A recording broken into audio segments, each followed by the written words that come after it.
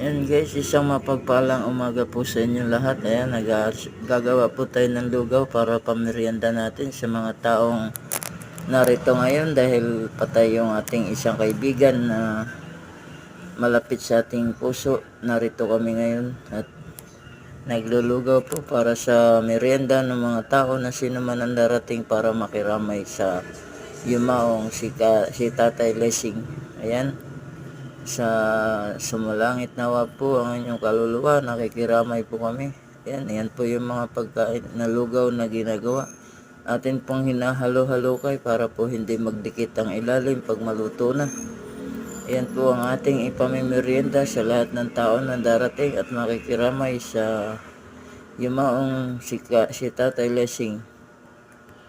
Ayan, isang mapagpalang gabi po sa inyong lahat. Mabuhay po kayo. God bless you all.